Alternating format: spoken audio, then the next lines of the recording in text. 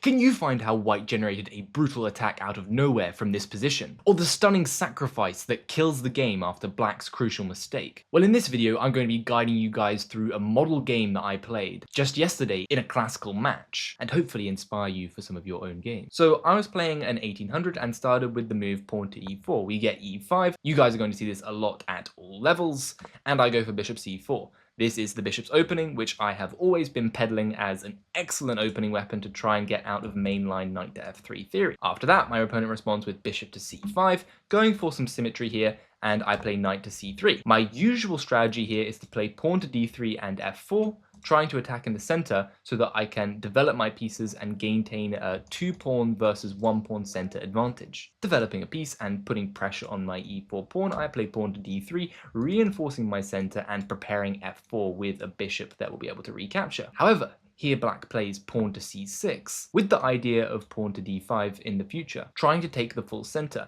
and f4 would be a mistake because black would be able to trade off their e-pawn and then strike. For that reason, we have to switch up the plan just a little bit, and I play the move knight to f3. Now, pressuring this pawn in the center and saying that if you want to try and play d5, I will drop my bishop back, and then you will have to deal with this attack in the middle. Positions after d5, bishop to b3, and d4 are quite good for white because this pawn is a little bit weak, and this knight can always maneuver around to the king's side where it will access the f5 square.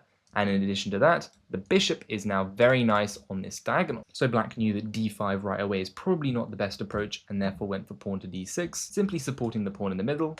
I decide to castle, black also castles, and now I play h3, stopping the bishop from going to the g4 square. Everything looks pretty calm and relaxed so far, especially after my opponent plays h6. Now, how on earth is white meant to start formulating an attack in this position? Well, I take things one move at a time. I play the move pawn to a3. A3 is a multi-purpose move. The bishop can retreat to a2. I'm threatening to capture the bishop here, and it also prevents any pieces in the future from going to the b4 square. If black were to play a random move like knight to d7, I would happily go knight to a4, and after the bishop drops back, I would capture. Let's say knight captures, and I would drop my bishop back to a2, and maintain a comfortable edge with my bishop pair and a very nice position. So instead of that, black drops the bishop back to b6. So now knight to a4 can be met with bishop to c7. Black maintains the bishop pair, but I've already improved my position a little bit with this pawn to a3 move so that after black strikes in the center with d5, I can easily drop the bishop back to a2. Now comes the stage of the game where we have to start looking for some improving moves. I develop my queen to e2, putting the ball back in black court. I was initially looking at the move pawn to d5, but I didn't like it because after captures, there was this move knight takes on e4, which was very annoying. And after my knight recaptures, black would hit me with d5 and a fork, opening up lines for all of their pieces and at least equalizing, if not giving black a better position. So of course I didn't go for this, instead opting to keep the tension with the move queen to e2. Black strikes with d5, I can drop back to the a2 square that I nicely created for the bishop. Rook to e8 is played now, of course guarding the pawn that was just weakened. And here is the moment. If you guys are able to find the move that I played and the idea, the strategy in which white can create an attack, then congratulations, because this one was really tough. I thought for quite a while before coming up with this idea, and I think it's a pattern that you should absolutely store away in your memory. And the move that I started with was the very suspicious, quiet move, king to h1. And king to h1 has a devious plan, and that plan is that now my rook can go to the g file, and I want to play g4, g5 in the future, trying to exploit the fact that black has played this inconspicuous little move pawn to h6, previously stopping my bishop accessing the square, but now this is known as a hook, which we can try and use in the future to open up files for our pieces. So I play king to h1, opponent plays the move queen to d6. They want to develop their knight here, but they couldn't develop the knight because if they did, then I would be able to win the pawn in the center just like this. So they want to put their queen on d6 and then develop the knight instead. Makes a lot of sense, right? But now in this position, I can go rook to g1, and I'm following through with my plan of g4, g5. At this moment, I still wasn't 100% confident about pawn to g4. I was a little bit nervous because it is a big risk. I'm opening up the king. However, the good thing is that as long as this e5 pawn remains present, that means that black's dark squared bishop is unable to team up with the queen in some kind of checkmating attack, and white is actually safer than you'd think. Additionally, this move rook to g1 does weaken the f2 pawn a little bit, so I was wary of moves like queen to c5, but my plan here was to go bishop to e3, which I think deserves an exclamation mark. And the reason I think it's such a great move is because it looks like it runs directly into the move pawn to d4, but then we have knight to a4. Of course, knight to a4 immediately not possible because of queen takes on f2. So we play bishop to e3, looks like we blunder, allow pawn to d4, very nice, and then go for the little forky fork, kicking the queen back, grabbing the bishop with a tempi on the rook. There would be a recapture, bishop drops back to d2, and white would have been in excellent shape. So I'm assuming that my opponent had taken a look at that, decided queen c5 maybe not all that impressive, and they play knight to d7, just continuing with their plan. At this moment, we could play pawn to g4, but I just want to improve the position a little bit more before I commit to something so drastic, and I play knight to h4, knowing that the knight is going to go to f5. If they let me get the knight into f5 with a hit on the queen, because they just blocked their bishop here, as you can see, then that knight is going to be a very happy camper, as it cannot be kicked out by the move g6. It will simply capture the pawn on h6. This pawn is such a burden for black, creating so many problems. It's a hook. It's preventing the other pawn from moving forward nicely. I'm telling you, this move h6, as soon as you see it, you can start to think about these g4, g5 plans, trying to plant a piece on f5. All of these patterns, I hope that you can try and get them to sink into your memory. So I go for knight to h4. They play knight to f8, saying knight f8, and there is no mate. Trying to cover up, trying to develop the pieces, create some room for some exchanges potentially. But I just go for g4. I say, now's the time, let's go for broke. I'm going g4 and I'm playing knight to f5, trying to plant my knight. If you want to exchange, you'll open up the g file for my rook and I will be cruising. They play the move queen to d7, and this queen d7 move is the kind of response that you can get out of an opponent that has been spooked by your g4 pawn push. The idea of queen d7 is that now g5 can be met with queen takes h3 checkmate. Of course, do not play pawn to g5, guys. You have to take note of the move that your opponent just played. For that reason, I played rook to g3. Now this pawn on h3 is guarded, and g5 ideas are once again possible. Also, rook g3, while given a mistake by the engine, what does it do? It loses like 0.3 in the evaluation. The engine is being really, really harsh on me for not very good reason, I think. Rook to g3. Now knight f5 still on the cards, and my other rook can easily join the party. So concretely, this move is apparently not the best, mostly because of some deep ideas of getting the knight into f4, and then if I would ever capture that with my bishop, it would come with the tempi on the rook. But I actually thought that after rook to f3, I wanted to win back the pawn in the future. So I did consider the idea, it's just that the engine had a better evaluation than me. But no problem, we're not going to play a completely perfect game of attacking chess. What's important to remember is that the burden of defense is far greater than making some inaccuracies in your attack. Because if the defender messes up, it's game over. If you mess up, then you're just losing the opportunity to attack and can transition into some kind of endgame, and the game continues. Knight to e6 played, going for the f4 square and also targeting knight to d4. I played knight to f5 because I thought knight to d4 was really important to stop, as it would hit my queen and the c2 pawn.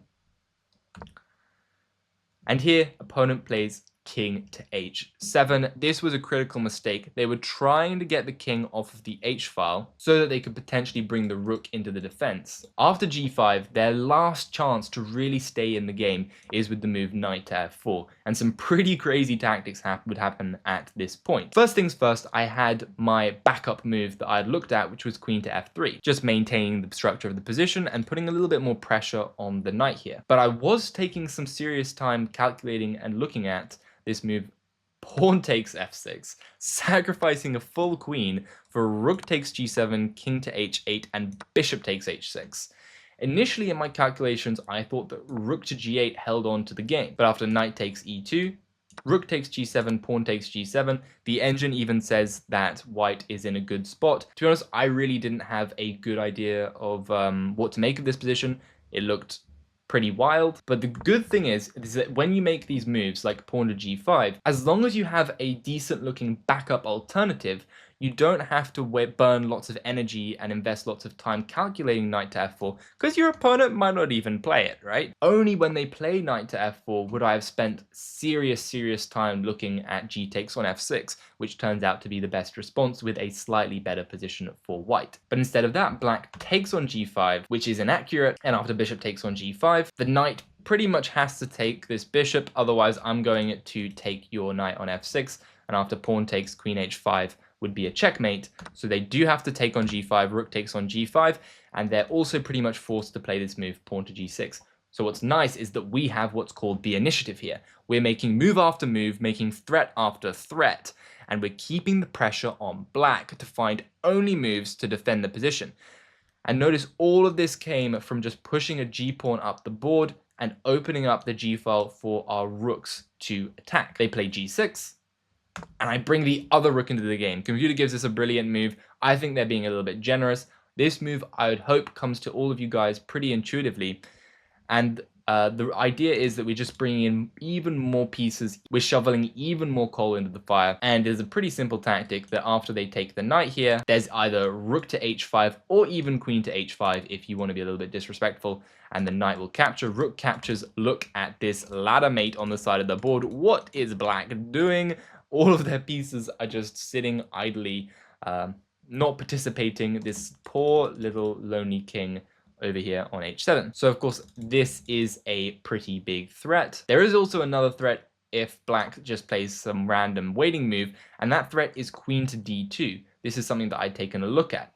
And now guess what white is threatening? Let's say black plays another random move. White is threatening rook takes on g6, unleashing the queen into the attack and going for the classic check and checkmate. After pawn takes, there's queen to h6, king to g8, rook takes g6 here, queen g7, king e6 and queen f6 with a checkmate. But no one in their right mind is just going to play a random move, although these kind of moves are pretty helpful for you to try and think about what your threats in the position are. If you don't have an immediate threat in the position, then you probably don't have the initiative, right? So here, black was definitely pretty stressed out and wanted to defend the g6 pawn, so they played the move queen to e6, trying to add a little bit more defense on the 6th rank. But this move, queen to e6, it lines up with our bishop that was out of action for so long, the bishop's opening bishop. It now has a time to strike. The way that I came up with the next move that the chess.com engine gave double exclamation mark brilliant to is I noticed that black's crucial defender is the knight. I imagined that if this knight was gone, we would have rook to h5, pawn takes, and queen to h5 would be a checkmate. If this knight wasn't here, the queen would have to block and we would capture it, right? And that's how I came up with the really nice move, bishop takes on d5. Sacrificing the bishop, if the queen moves away, well, we've just won a pawn, and I could even just return to a2 and say, guess what, we've repeated the position, but now I've got an extra bishop in the attack. I only really looked at pawn takes on d5. This is the only reasonable move, and after pawn takes, there's knight takes on d5. This knight has been hanging for so long, but you can never take it. And now the point is that I simply want to capture this knight and eliminate a defender of the black king.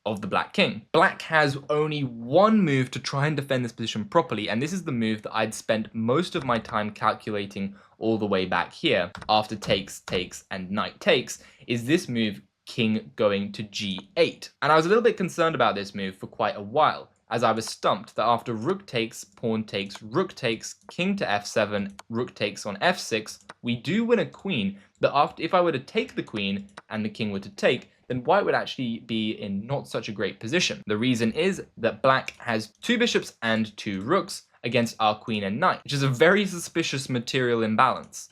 Basically, black has 2 rooks and a bishop for the queen, except we also have loads of pawns, and the black king is insanely weak. So I was really confused how to evaluate this position. But luckily, in my calculation back before playing bishop takes on d5, I spotted this move queen to h5, which I was extremely happy about. Because the only move here is queen to g6, if the king is to move away, then we will take the rook with a check, so the queen has to block, but now we have knight to d6.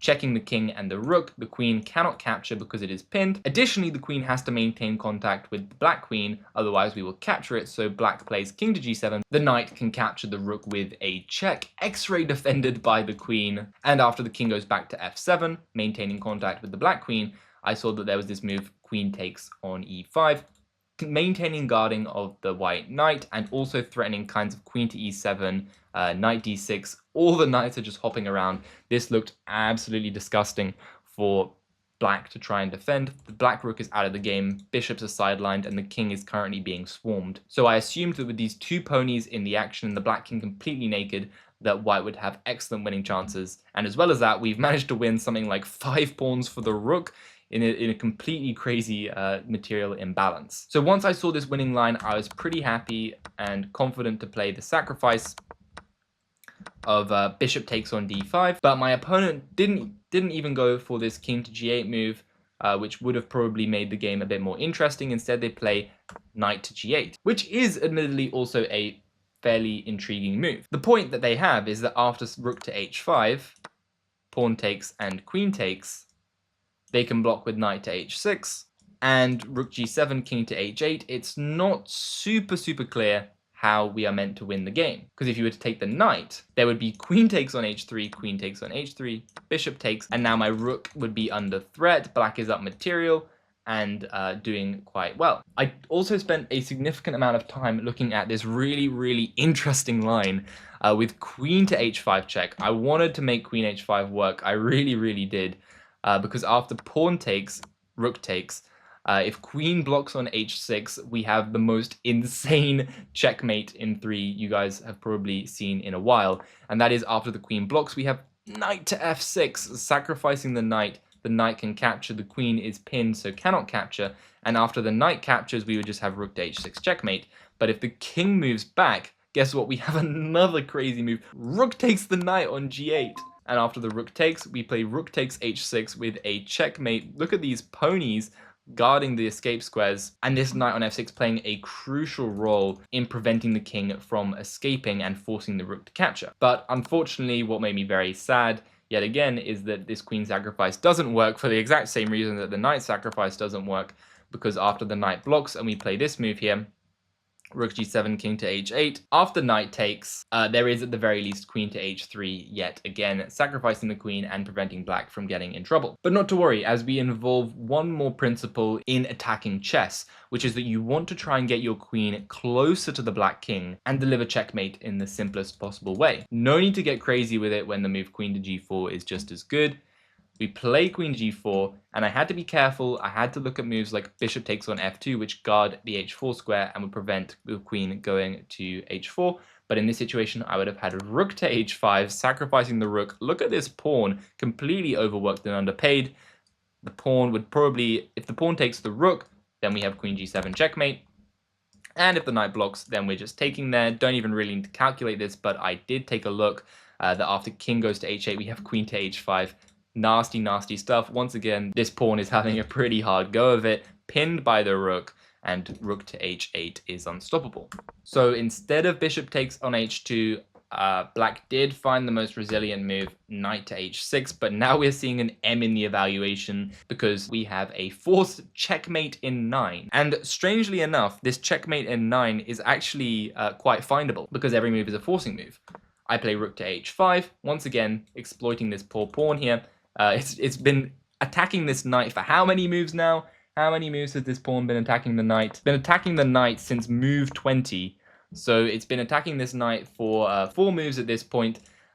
Pawn still can't take. The knight can't take because it's pinned. This is a pretty gross position for black. Tries to save the game with rook to h8. We just take the knight, take the rook, and finally get the queen into the game with queen to h4 check. And after the king moves, I did have a better move with queen to h6 here, which would have led to an unstoppable checkmate. The reason I didn't play queen to h6 is because I thought my opponent had queen to f5, but I'd have been able to actually play the move knight to e7 with a checkmate in 1, as the king would have been trapped. Instead, I just go for the simple, kind of basic move, knight to f6 check, which would force the queen to capture, my queen would recapture. Somehow this move is given a missed win by the engine, but guess what? It wasn't a missed win because my opponent immediately resigned after playing the move knight to f6, as they would be losing the queen. They would have to give up the bishop, and then my queen and rook would just crash through finally in this attack. After something like bishop takes on f2, we don't even have to take a look at this bishop. We can just take the pawn here. Bishop takes, let's say queen takes, and queen to h7 checkmate. This is probably how the game would have ended. So the key takeaways here are, when the position is closed, don't be afraid to launch these kinds of attacks if you have the right support for it. g4, g5 is possible when there is a pawn on h6. This pawn is a hook, something that can be attacked and used to open up the g file for our rooks. Once again though, you have to be careful. Don't do this if the center is opened. If these pawns weren't here, g4 would be suicidal, as the black pieces would have a much easier time gathering towards the king and being able to defend. Take note of these key maneuvers. Always keep an eye out for your opponent's resources and what they're trying to do, and when the time is right, calculate and strike. Keep up the pressure, bring your pieces into the attack to maintain the initiative. Don't go on the defensive. Can you imagine if we played a move like knight to g3? That would lose everything just because we're afraid of a knight being attacked. Once you have the initiative, you have to try and find the active moves, otherwise you can lose instantly. But if you don't, then you will have these lovely attacking games just like this. One more thing to note is that when the time is right, identify the key defenders in the black position. The key defender here is the black knight on f6, so we can sacrifice to get to the black knight, eliminate it from the board, and we'll have a much easier time checkmating the black king when all of the pieces are on the sidelines and not being very helpful. If you count attackers versus defenders, we have got 1, 2, 3, 4 attackers, and black essentially has 2 defenders. So if we eliminate just one of those defenders, then we're going to have 4 attackers against just 1 defender, and that spells disaster. So that's about it, guys. Don't be afraid to sacrifice. Don't be afraid to go for the kill. I hope you guys found this game enjoyable. I enjoyed playing it, and as always, I'll see you all in another video. Bye.